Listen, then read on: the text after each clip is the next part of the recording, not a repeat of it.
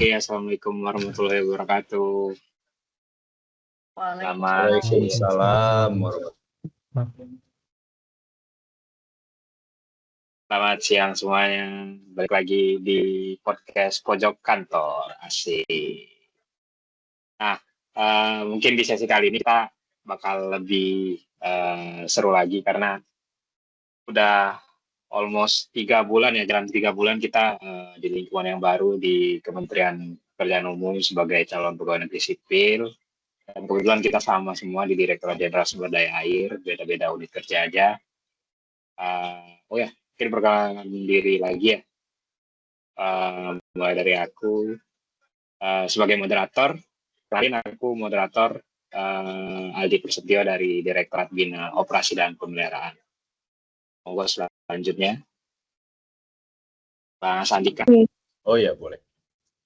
Oke, perkenalkan dulu, nama saya Andika Fajar Ismail dari Direktorat Air Tanah dan Air Baku, yang kebetulan juga ya termasuk dalam Dirjen SDA bersama dengan Mas Aldi.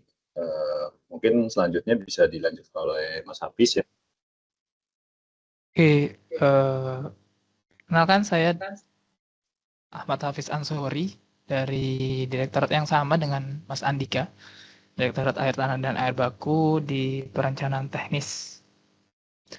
Ini tuh bisa dilanjutkan oleh Mas Brian.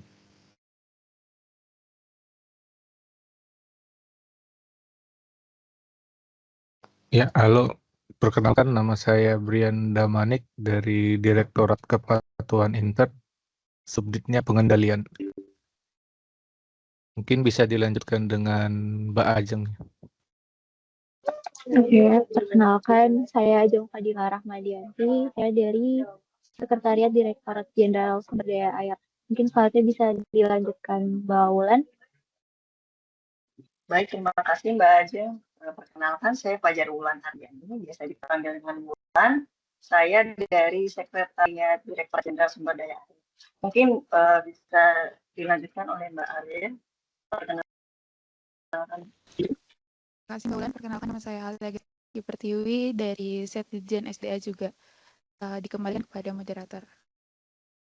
Oke, udah perkenalan diri semuanya ya. Nah, kayak yang tadi aku pernah sebutin ya, kita udah jalan 3 bulan ya di Kementerian Pekerjaan Umum sebagai pegawai negeri sipil. Nah, mungkin dari teman-teman ada pesan dan kesannya nggak? Kayak kita kan udah 3 bulan nih sudah mengetahui kondisi PU dan juga mengetahui beberapa hal-hal yang menjadi beberapa pengalaman baru juga. Kayaknya ada beberapa hal yang bisa di-improve di PU seperti itu untuk membuat PU jadi lebih kuat. Rencana aktualisasi tadi, Bri, Oh iya. ya ada beberapa hal yang bisa di-improve gitu dari sistemnya gitu. Oh iya. Ya, kalau kesan-pesan khususnya kita yang CPNS ya udah kurang lebih 3 bulan bergabung di instansi Kementerian PU. Khususnya kalau saya kan di penempatan di subdit pengendalian ya di Direktorat Kepatuhan Intern.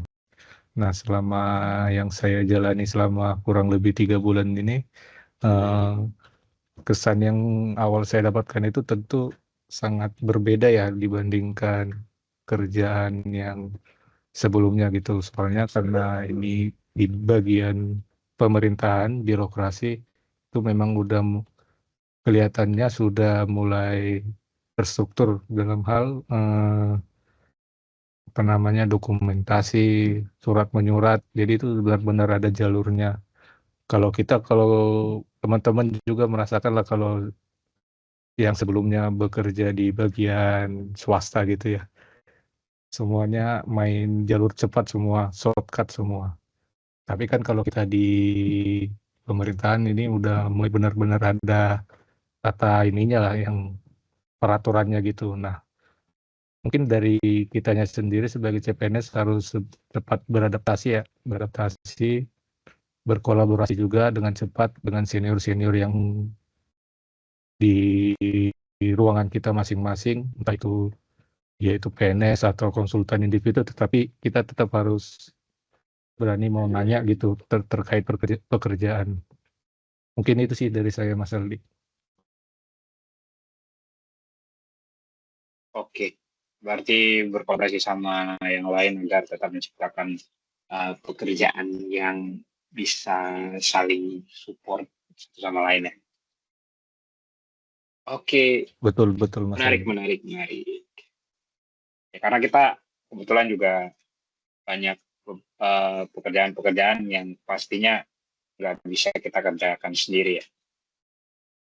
Dan juga kita sebagai pendatang baru harus belajar banyak hal yang baru juga dari senior-senior, mau itu ASN maupun juga non-ASN yang ada di lingkungan kita ya. Setuju. Ya, betul Mas Aldi. Dan juga ini kan Mungkin tambahan terus. sedikit ya.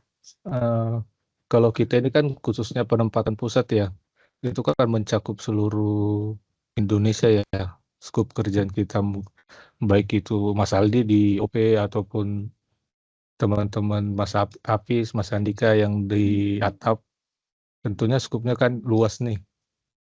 Tentunya kita juga ya benar-benar harus cepat in charge langsung di pekerjaan kita masing-masing, karena sebelumnya pasti kita kebanyakan pekerjaan kita ya di skupnya ya kurang lebih kecil lah dibandingkan kita yang sekarang ini yang sudah masuk kementerian, khususnya yang di bagian pusat gitu. Jadi benar-benar harus belajar lebih giat lagi sih. Gitu, Mas. Ya, thank you Mas Brian. Ya, monggo. Ada yang ingin menambahkan? Karena kebetulan kita di pusat semua ya. Jadi kita tuh bertindak sebagai pembina untuk membantu para unit pelaksana teknis yang ada di masing-masing wilayah. Monggo, Mbak Wulan. Baik, Mas Aldi. Jadi mungkin saya akan menambahkan juga terkait dengan pesan-pesan kita sebagai CPNS gitu kan. Dan karena memang kita ini berada di pusat gitu, berbeda dengan pekerjaan sebelumnya. Karena kita ini berada di satu atap, maksudnya satu pemerintahan birokrasi yang kita tuh kalau misalnya kita bergerak tuh sudah ada pakem-pakemnya, sudah ada nomenklaturnya, itu mungkin tidak bisa semena-mena gitu. Jadi setiap tindakan kita, setiap perkataan kita, apapun yang kita kerjakan itu akan diawasi gitu. Nah, mungkin salah satunya itu untuk rencana supaya tidak mungkin ya bisa ada mitigasi risiko supaya kita tidak keluar dari jalur yang semestinya gitu. Kurang lebih sih seperti itu sih. Dari setiap pekerjaan yang kita lakukan gitu. Apa sih misalkan di saya bagian PBMN gitu. Jadi setiap saya misalkan memproses administrasi dari setiap usulan atau apa gitu, itu harus ada terakuntabel gitu, terdokumentasi dengan baik gitu. Kurang lebih sih seperti itu. Membuat akuntabilitas data aset-aset negara ya Mbak Wulan. Oke. Agar terinventarisasi dengan baik. Betul. Tercatat dengan baik. Ya. Oke. Terima kasih Mbak Wulan. Mungkin setuju. Tadi kita pertama udah kolaborasi bareng. Terus kedua juga akuntabilitas, meningkatkan akuntabilitas. Yang kedua, ya mungkin selanjutnya ada yang ingin mau menambahkan lagi dari teman-teman, monggo. Hai, siapa? Ayo. Pada diam.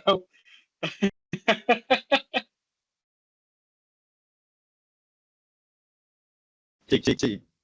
Masuk Monggo. ya mungkin Monggo karena Mas Andika. ya berlanjut dari yang disampaikan oleh Mas Aldi, Mas Brian, sama Mbak Ulan ya, karena kita seorang CPNS yang bekerja di bidang pemerintahan. Dan di bidang pemerintahan itu sendiri ya salah satunya terikat dengan aturan-aturan yang ekstra daripada di bidang swasta, khususnya kita akan terpaut dengan peraturan-peraturan menteri, peraturan perundang-undangan, SOP, dan lain sebagainya. Namun hal itu tidak membatasi diri kita untuk salah satunya untuk berinovasi, dan di masa mendatang saya percaya juga bahwa ASN juga itu harus berinovasi. Dan caranya gimana ya? Seperti yang kita tahu ya, sebagai anak muda ya kita jangan takut untuk berpikir out of the box. Misalnya kita bisa, karena kita pekerjaannya di infrastruktur, siapa tahu di masa depan itu kita bisa membuat infrastruktur yang ramah lingkungan, atau membuat 3D printing untuk material konstruksi dan lain sebagainya. Jadi tidak menggunakan dengan cara yang telah digunakan dari lama begitu. Mungkin itu aja sih dari saya. Terus meningkatkan inovasi di lingkungan sekitar ya, menemukan hal baru untuk solusi terhadap permasalahan.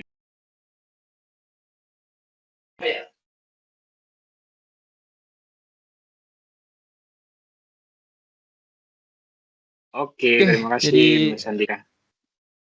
Yes.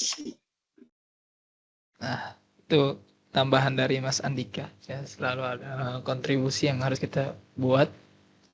Nah, jadi ya awal pertama ya untuk di PU sendiri, ceritanya di awal itu saya bingung kenapa pekerjaan yang harusnya dikerjakan oleh kementerian dan hasilnya yang sering berada di lapangan itu kok tidak sejalan dengan apa yang kita lihat kayak gitu.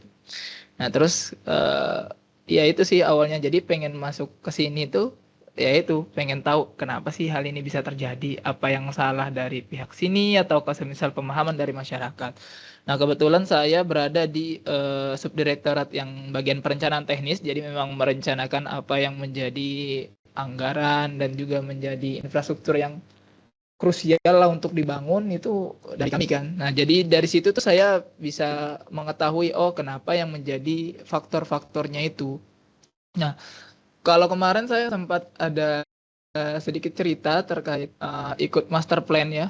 Ya namanya master plan pasti kita mengetahui rencana induk dulu dari setiap sumur yang akan dibangun, terus kemudian kapasitas yang akan dibangun itu manfaatnya untuk masyarakat itu sebesar apa seperti itu. Nah, atau dari semisal yang dicanangkan dari Kementerian PU ya 608 yang artinya ICOR di bawah 6, yaitu berarti semisal kita menginvestasikan sebuah infrastruktur tuh semisal. Nah, kita harus tahu dengan kita menambah infrastruktur ini nanti biaya yang kita dapatkan itu apakah mendapat keuntungan berlebih atau tidak. Karena semisal ini proyek pemerintahan sebenarnya kalau dari sisi keuntungan masih di atas 6 karena sedikit kurang ya investor yang mau masuk ke infrastruktur. Pokoknya kalau semisal infrastrukturnya pasti gede dan besar, pasti banyak sudah investor yang mau masuk ke infrastruktur yang dibangun oleh PU seperti itu. Nah, jadi ya yang kita harus rancangkan di awal itu ya di bagian perencanaannya harus matang, apakah memang benar-benar bisa ini buat investasi jangka panjangnya ya kayak gitu. Penghitungan benefitnya yang akan kita tambahkan dengan inflasi yang ada itu harus direncanakan secara efektif kayak gitu. Terus juga terkait koordinasi sih, saya lebih ke koordinasi antar yang ada di pusat dengan di balai ya. Karena yang ada di balai wilayah biasanya itu adalah orang-orang yang ngerti masalah teknis. Nah, sedangkan kita ini adalah pengampu untuk yang di bagian dokumentasi. Jadi apa yang menjadi keperluan kita kadang sering miss sama mereka. Semisal kayak master plan kemarin itu ya banyak yang tidak sesuai. Misalnya apa yang sudah mereka katakan di awal itu sering miskom gitu. Misal dari adel capacity-nya dan lain-lain. Jadi itu sih pengembangan kompetensi lah kalau yang saya canangkan. Ya pasti juga dari kita ya juga harus ngerti apa sih yang dibahas dalam rapat ini. Jadi kita bisa berkontribusi seperti itu kalau dari saya. Nah, jadi ya juga dipersiapkan kan perencanaannya. Ya kita harus memaksimalkan waktu yang ada. Kalau bisa kerjaannya harus selesai di hari itu kalau bisa. Jadi di hari libur kita ya berkorban demi negara dan bangsa, demi kesejahteraan masyarakat yang lebih baik seperti itu. Kalau dari saya tambahannya. Terus sekaligus jadi jiwa kita sendiri sebagai yang nantinya bakal jadi aparatur sipil negara. Begitu Mas Aldi. Oke, jadi terima kasih Mas Hafiz. Jadi rencananya adalah membuat suatu SOP terkait perencanaan yang matang agar keberlanjutan atau ketahanan dari infrastruktur itu nggak cuma bentar aja ya Mas Hafiz ya, tapi juga everlasting, long lasting untuk nanti bisa tetap dirasakan sama insya Allah anak cucu kita nanti ke depannya, generasi-generasi yang akan datang lah maksudnya. Ya, thank you Mas Hafiz. Mungkin ya ada lagi yang ingin menambahkan rencana-rencananya dan juga aku ada cerita ini nih. Aku boleh. Alhamdulillah. Thank you. Kalau aku pribadi kesan pertama masuk PW itu sebenarnya kaget sih karena backgroundku kan dari swasta, terus mikir kok flow di pemerintahan tuh agak harus kemana-mana gitu. Kenapa nggak to the point aja dari kita misalnya udah nyerahin kerjaan langsung ke A, nggak usah ke B, C, D lagi gitu. Tapi ternyata yang aku dapetin kalau di pemerintahan itu kita harus emang ada silsilahnya gitu, jadi ada birokrasinya. Jadi mungkin nanti ketika diaudit atau misalnya ada pengecekan itu mungkin ya bakal kelihatan juga gitu. Kita harus transparan juga sih. Jadi intinya gitu sih. Aku tuh awalnya kaget kenapa pas di pemerintahan tuh kayak berbelit-belit gitu. Kayak harus kesini gitu. Kayak kenapa nggak to the point aja. Cuman emang mungkin cara kerja pemerintahan tuh kayak gini ya. Jadi ya udah dijalanin aja mungkin emang flow-nya kayak gini gitu sih. Karena transparansi ini penting di pemerintahan, untuk rencana aktualisasiku aku akan membuat sebuah visualisasi data di mana akan membantu untuk para petinggi melihat terkait data-data itu tersebar di mana saja agar memudahkan ketika mengakses datanya gitu. Ya, shock terapi dan shock culture ya. Shock culture ya. Sama pola kerja di pemerintahan karena birokrasinya banyak itu. Nggak cuma ngurusin peraturan-peraturan yang ada di kita juga, tapi juga beberapa hal ada yang terkait dengan instansi-instansi yang lain ya. Seperti itu. Oke, monggo Mbak Ajeng dirimu. Nah, ngomong-ngomong soal transparansi, mungkin pengalamanku nggak beda sama Mbak Alia. Jadi, sejak pertama kali masuk di Kementerian PU, aku sadar kalau masih banyak orang di luar yang belum paham betul apa yang sebenarnya dikerjain sama Kementerian PU. Jadi, nggak jarang muncul sentimen negatif. Misalnya, kayak pembangunan infrastruktur yang dianggap cuma gede di anggaran, tapi minim manfaatnya untuk masyarakat. Bahkan ada juga orang-orang yang menganggap kalau ASN PU itu cuma kerja di kantor tanpa aktivitas yang berarti, terus pulang cepat sore gitu. Nah itu ya memang nggak bisa dipungkiri kalau ada segelintir oknum yang mungkin bikin kesan instansi ini di masyarakat jadi seperti demikian. Tapi kan nggak semua orang di instansi ini berlaku yang sama gitu. Nyatanya kan kerjaan dari Kementerian PU itu jauh lebih kompleks. Selain itu aku juga banyak lihat isu-isu miring atau hoax terkait proyek yang nggak bisa dipertanggungjawabkan. Itu justru menyebar dengan sangat mudah gitu. Sementara informasi positifnya malah jarang terdengar dan terekspos oleh masyarakat. Dari situ, yang mungkin bisa dilakukan biar publik bisa lebih objektif itu mungkin lebih banyak menunjukkan gimana behind the scene dari proyek itu berjalan dan juga sekaligus mendengar testimoni nyata dari masyarakat penerima manfaat misalnya nelayan, petani, terus juga warga di sekitar bendungan. Selain itu juga mungkin dibutuhkan klarifikasi cepat terhadap isu miring berupa konten edukasi bagi masyarakat biar persepsi publik itu bisa lebih objektif dan lebih minim mispersepsi gitu, dengan cara yang lebih baik dan tidak terkesan defensif. Di individunya juga perlu buat belajar lebih tentang cara penggunaan digitalisasi ini tadi. Itu sih. Oke, Mbak. Digitalisasi di lingkungan Kementerian PU ya, Mbak Ajeng. Karena dirasa perlu banget digitalisasi untuk efisiensi dan juga efektivitas pekerjaan agar semakin cepat, tepat, dan juga ringkas ya dalam waktu pengerjaannya. Ya mungkin untuk penutupnya ada dari aku ya, karena kebetulan tadi yang lain udah menyampaikan semuanya. Kebetulan aku tipikal orang yang nggak terlalu